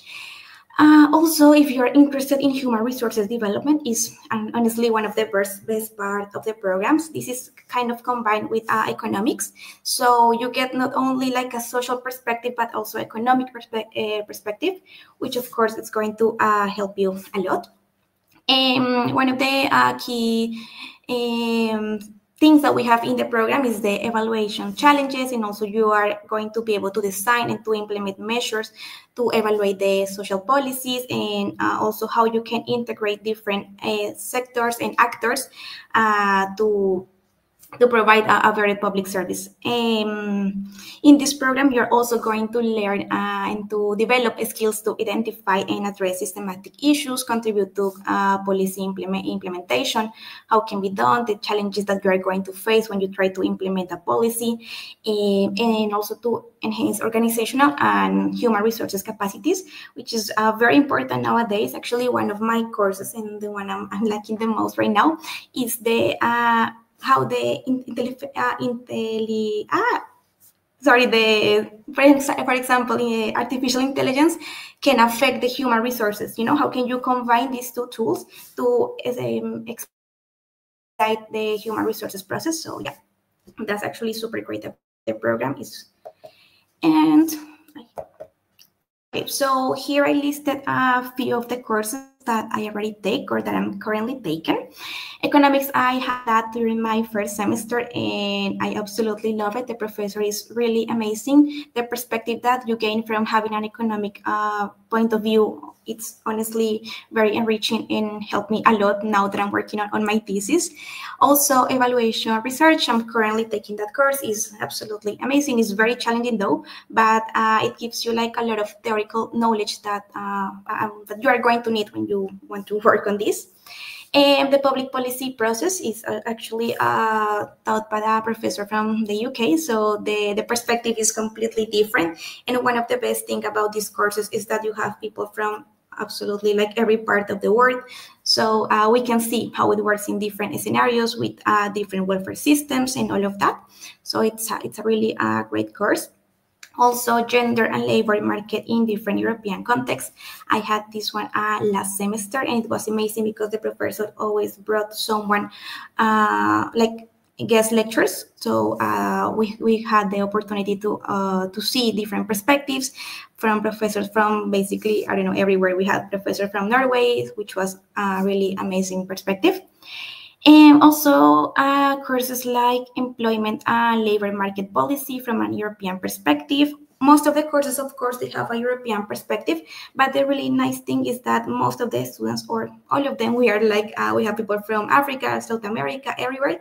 So the experience in class is really nice. We get to debate, we get to share our experiences, we get to talk about what we have learned in the past with our experiences. So yeah, it's very, very nice courses. They really combine everything, the social, the economics perspective, the cultural perspective, how everything is integrated. So it's very, very, very nice.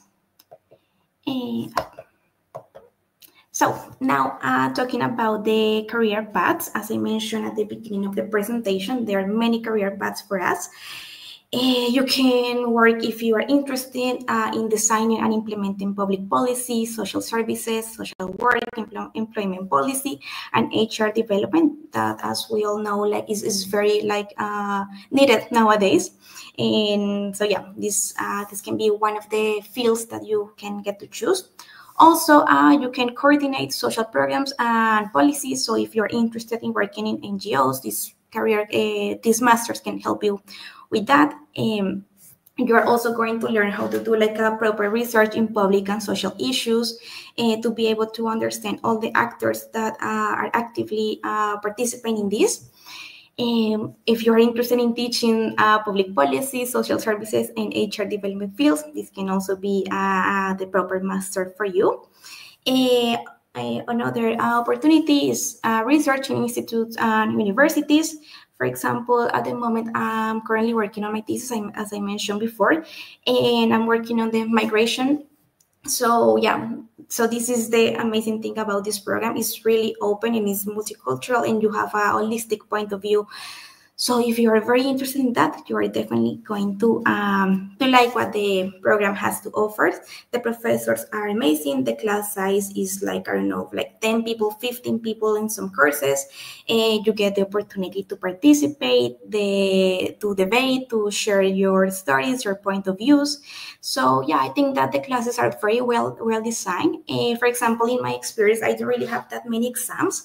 Most of us have to do a lot of seminar papers and also to do presentations. So it's really nice because you really get to learn not only the theoretical part, but also how to apply that knowledge on your field. So yeah, I think that that's what I really like the most about this program.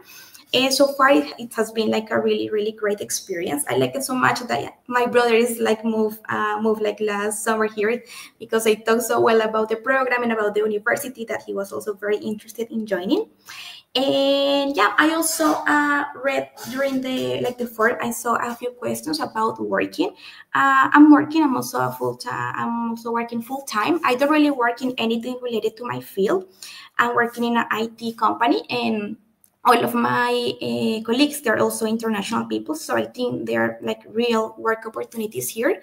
It was very easy to find a job. Like I started looking for a job on January, and by February I already had a job, which makes things way easier. And yeah, I don't know if maybe you have like any questions or something like that. Yeah, Laura, there is question from Bahare regarding your specialization in labor market. Is there any chance to enhance micro and macro level of understanding in labor markets opportunities? Yeah, definitely. We have a lot of courses that are related to labor markets. We get to see like from different levels to micro, macro levels. So yeah, there is definitely opportunities to do that. One of the best thing about the courses is that they really give you like the whole theoretical part, but also they give you the opportunity to use that knowledge to also to apply that knowledge. So yeah, you're going to be able to have like the whole comprehensive knowledge about how labor markets work in different contexts. What can you do to make them better? And also you're even going to have the opportunity to learn about law, which is really amazing to truly understand labor markets and the challenges that we face in labor markets. Okay, so there's another question about attendance.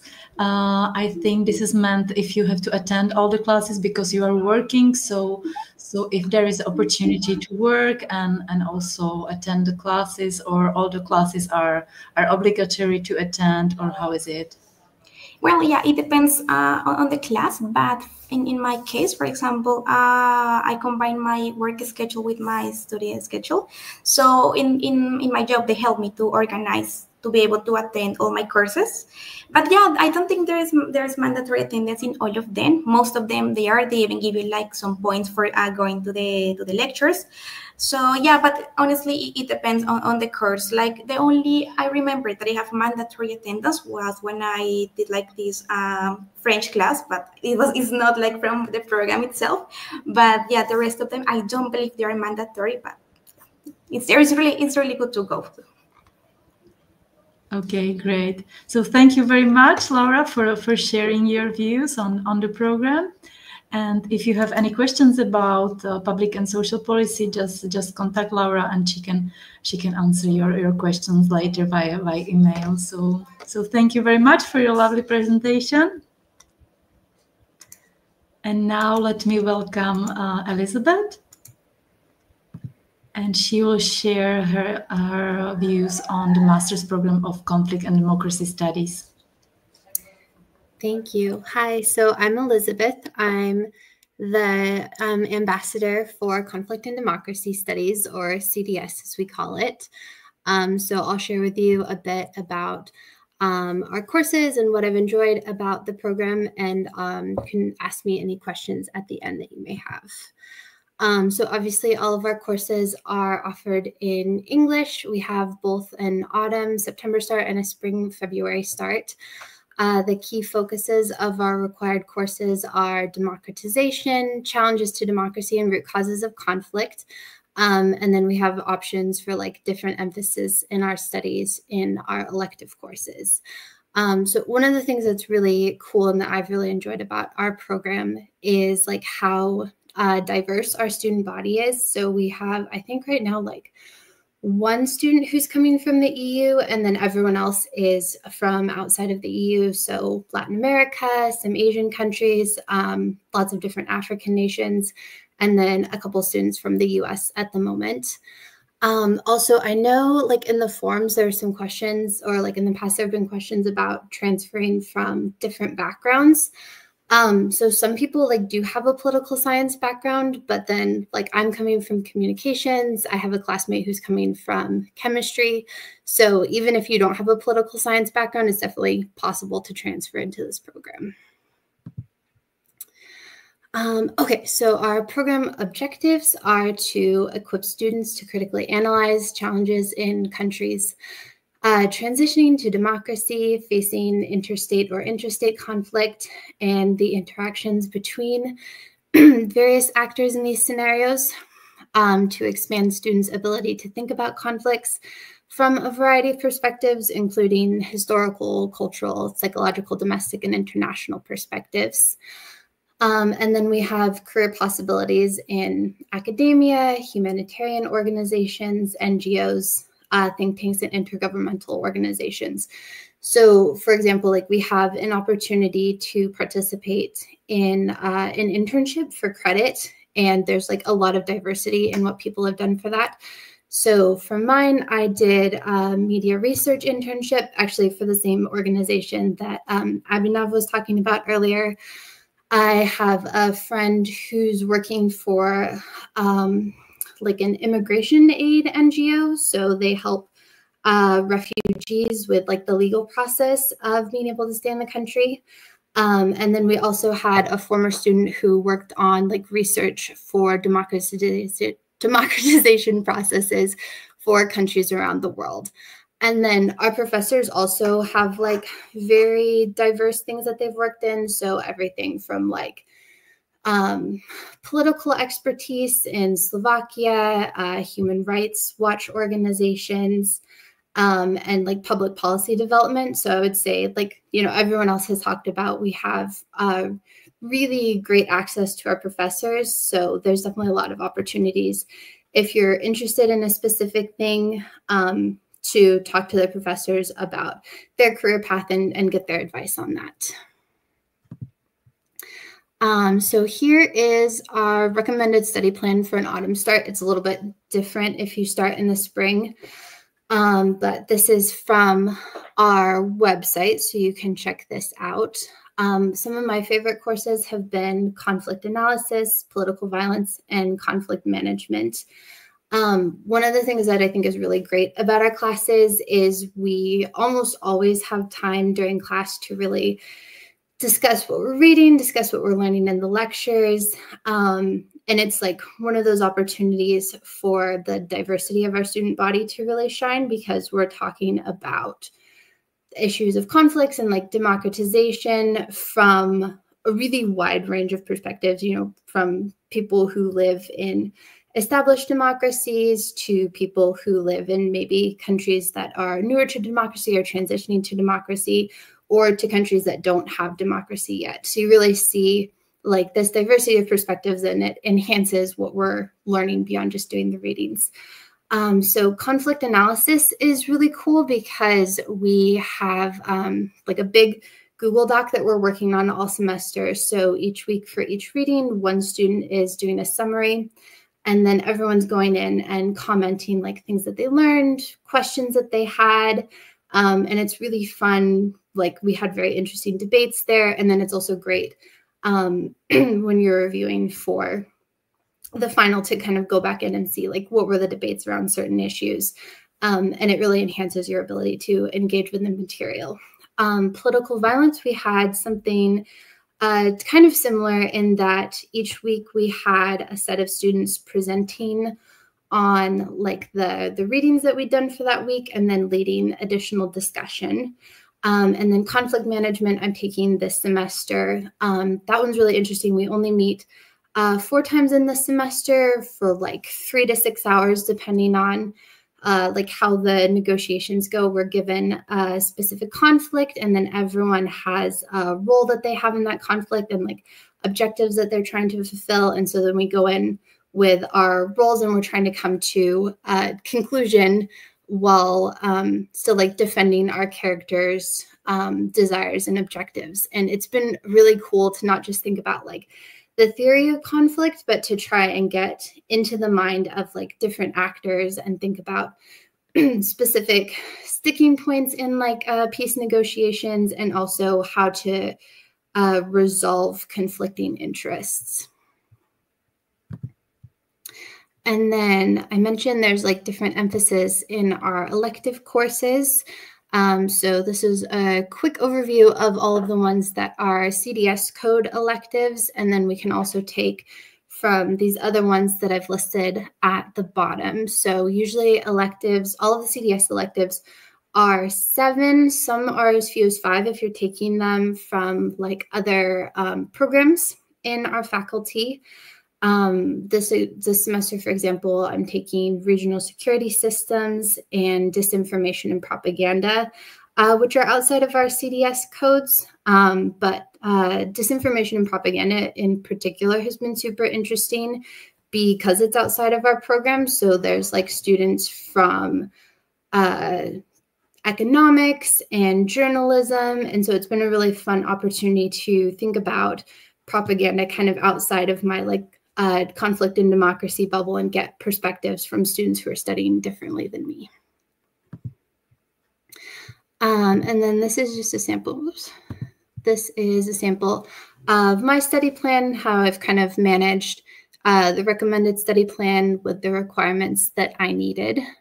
So I took 1 elective my first semester, none last semester, and then I took 2 plus an internship this semester. So I'll have just 1 left over next semester while I'm writing my thesis. And then thesis and final state exam. This is actually something I haven't done yet. I'm in the process right now of selecting my thesis topic. Since I'm in my 3rd semester, you have to select and register your topic this semester before you plan to defend it. So I want to defend in my 4th semester, so I'll need to register this semester before the end.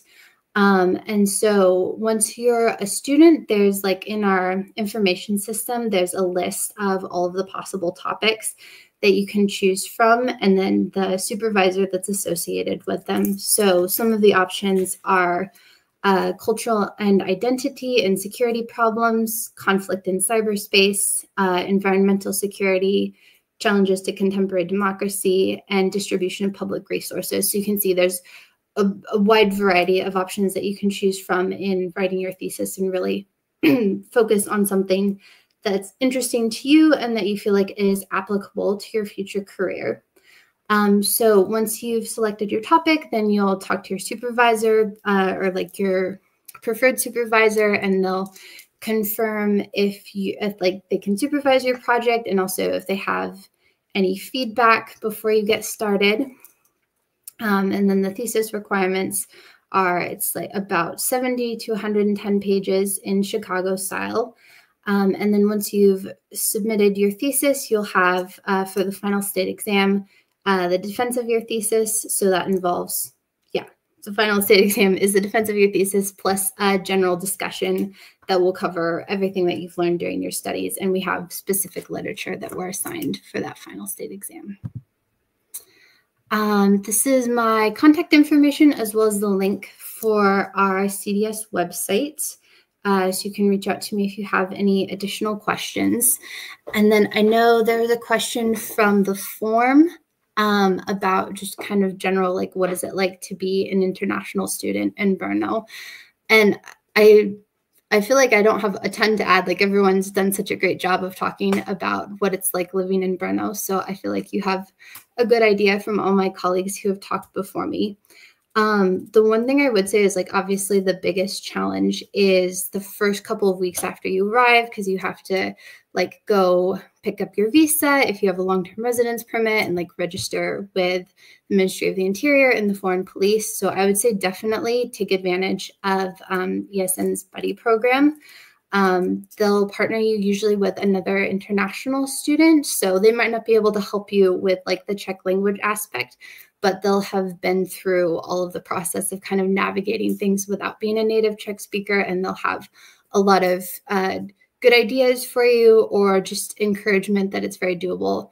And I would say particularly in like dealing with the immigration office, I've had a really great experience there where almost every time I've gone, I've worked with someone who speaks excellent English, or they're able to ask one of their colleagues for help with anything that we kind of get stuck on. So it's definitely not as scary as it seems.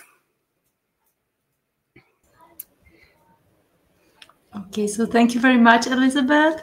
There are some questions that I'm going to answer. One student is asking about whether this session is being recorded. Yeah, and I will send afterwards the link. Where's the whole virtual open day recorded? And there was another question that was I think connected with the open events that Abhinav and Jasmine were talking about. Students usually find these presentations or these events either on the website or on social media, and also the teachers usually promote it. So you will get the information from many sites, and you are always welcome to attend. And I think that's it. So thank you very much, Elizabeth. And now we are going to proceed to another master's program. And so if you have any questions, just reach Elizabeth regarding conflict and democracy studies. So thank you very much. Thank you. And now I'm going to invite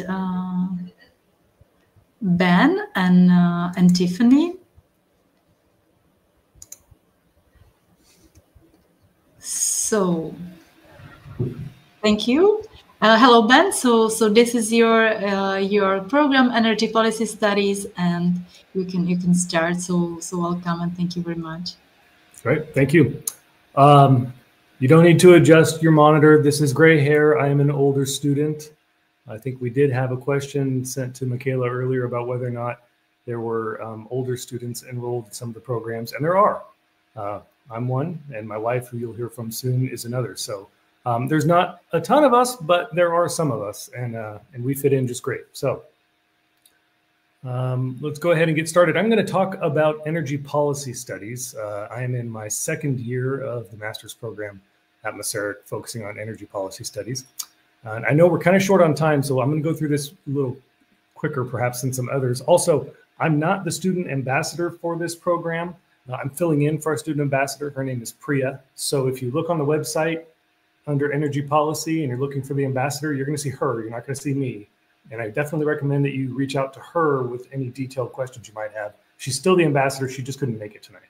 So, but diving into energy policy, as you can see from the slide here, and as everyone else has talked about with respect to their own programs, a lot of the programs at Masaryk are very interdisciplinary. And energy policy, I think, is no exception. You can see here, this is some information taken from our website, and you'll have a link at the end that can provide you more information. But really, if you think about energy and energy policy, energy is critical to everything that we do. Obviously, it's important to the environment, global warming, climate change, everything that we hear about in the news regarding that, but also just basic economics, growth of our economy. Energy is critical to that. Geopolitics, critical to that. Transitioning to renewable energy, it's critical there as well. So one of the things that attracted me to the energy policy program was because everywhere I looked, energy was relevant, and it seemed to have a lot of flexibility, a lot of interesting things to study, and then also a lot of flexibility upon graduation, perhaps. So why apply, right? A lot of people have talked about courses. I don't have a breakdown of the obligatory versus optional courses here, but the Energy Policy Studies program operates in the very same way. There are a handful of obligatory courses that you have to take, and then a bunch of optional courses that fall under energy policy or are energy policy relevant that you can choose from. So here's just a list of courses that I've taken, but this is, again, just a handful, and there are others that I've taken that aren't on here, and there are others that I'm not going to take that would fall in here as well. So as you can see, very interdisciplinary, like we talked about, economics, law. My background was law before I came to Masaryk, so I was particularly interested in some of the law courses that were offered specific to energy, geopolitics, and then even just learning about the basic technologies of the energy industry. So one of the things that, again, really attracted me to the program was you could have kind of a hard science aspect of it, and then also a much kind of softer social science aspect as well. And so we'll talk about that a little bit more as we proceed here. So, for example, at the micro level, one of the courses that you could take, the conventional technologies course, you can learn about how energy is generated and transmitted and distributed through various means. So here's a breakdown of a coal-fired power plant, and you just, as you can see, you can follow through, and we talk about how the plants operate, and this is the same with respect to nuclear and hydropower and all sorts of other things about power generation, and then subsequent distribution and things like that. Like I said, so you can really learn kind of the science aspects of it, if you will, and find out how interested you are in that, and perhaps pursue that in greater detail later, perhaps in another course or something like that, even outside of energy policy.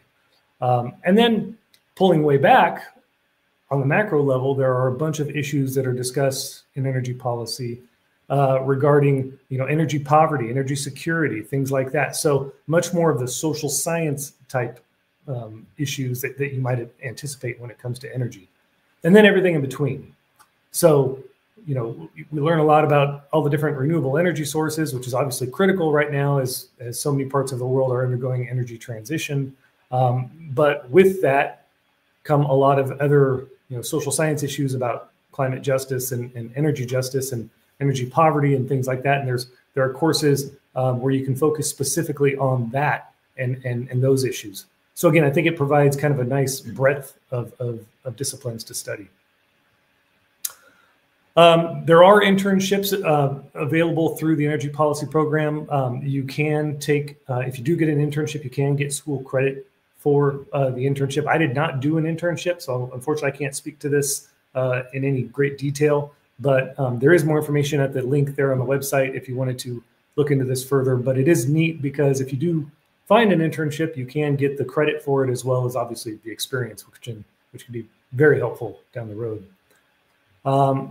And then after graduation, again, this is some information taken from the website. A lot of these entities are things that other folks have mentioned regarding their programs. And, I think it's true here as well.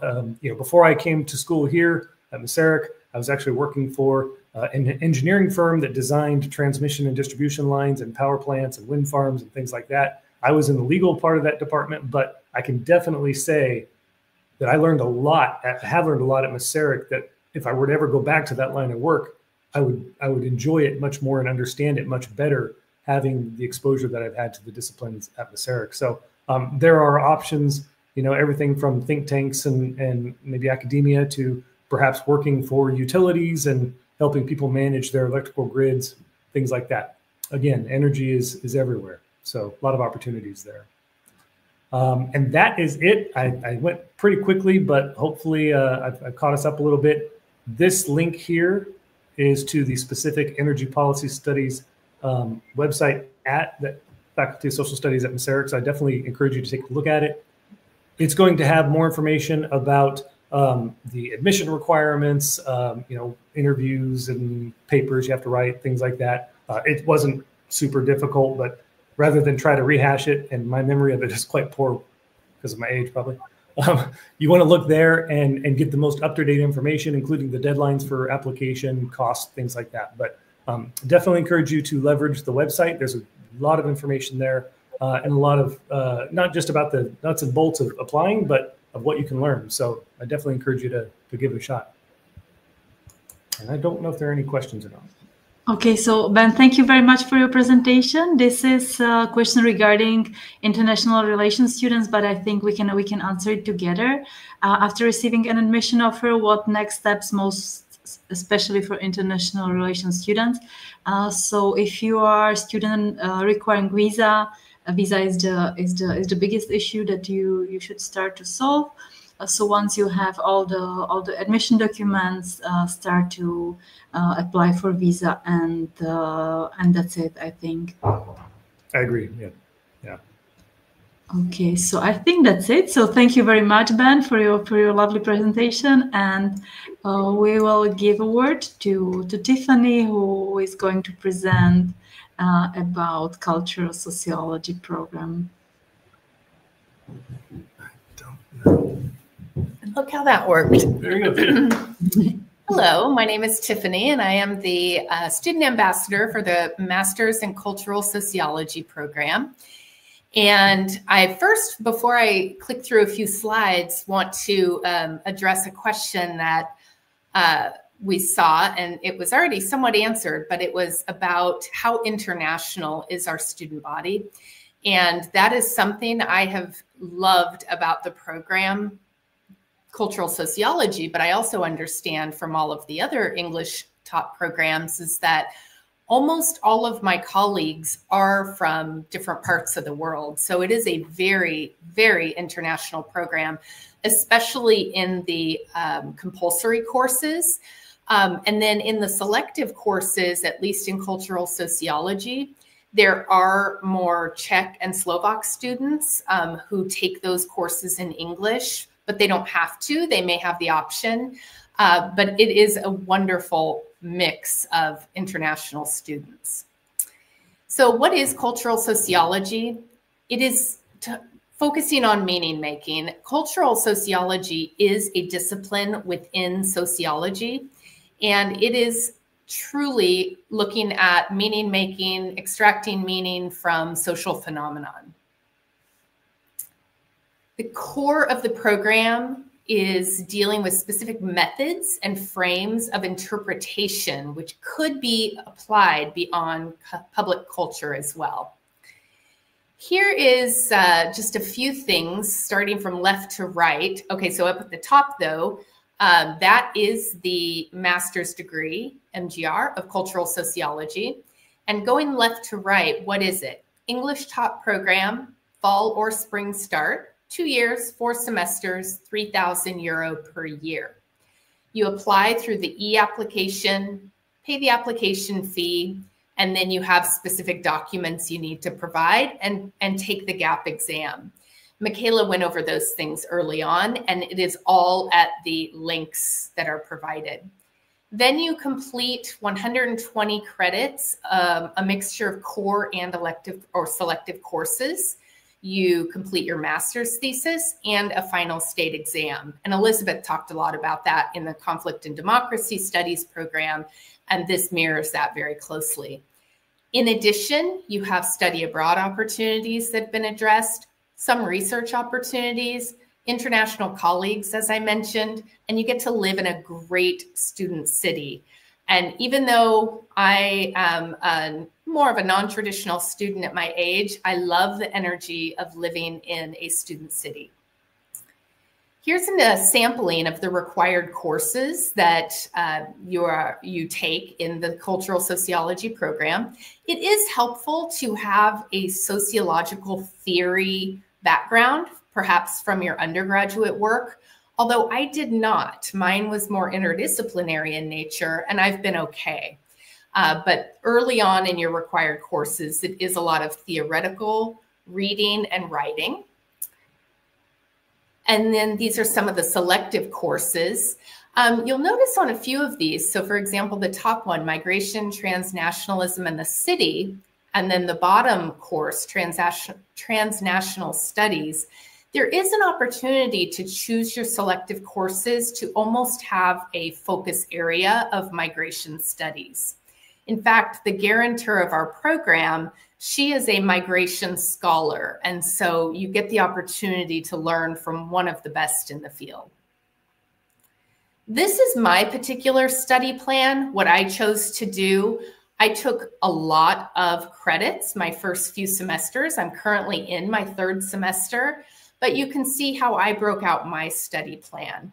Some of these courses, even though it was 4 courses, you can see in first semester, the credits were pretty high for each course. And that is due to the level of reading and writing. But you also get very good very quickly at that reading and writing. And then you can see what I did in my second semester. And everything with an asterisk is a required course or a compulsory course. So I have been taking selective courses every semester as well. And then you see here on third semester and potentially fourth semester, I'm also acting as a language teaching assistant. So in my case, I'm able to teach as an English teaching assistant at the Faculty of Law. Those courses are not taught in English, but those students are required to take legal English. And that's been a fun extracurricular for me. Plus I get 2 credits out of that. And then that's it. Here are just a few pictures of my time here. The bottom left corner was one of my courses, a required course, Advanced Interpretation in Cultural Sociology. And this was the seminar. And our last session of the semester was spent at a beautiful art gallery here where we interpreted the meaning that we were seeing in art. The picture at the top is the atrium at the Faculty of Social Studies. And the picture on the right is within the city of Brno and one of the wonderful Christmas markets last year that are opening up this coming weekend. So you can apply and find more information at the link there. And I encourage you to just click through all of the links and learn everything you can. My contact information is on there as well. Thank you. Thank you, Tiffany. We have one question that you can answer. How do you see the lectures you have are useful in practical terms in your program? Sure. I have several examples, but some things that come to mind are the selective courses I took in the migration studies, because that is such an important topic globally, and it affects almost every country in the world.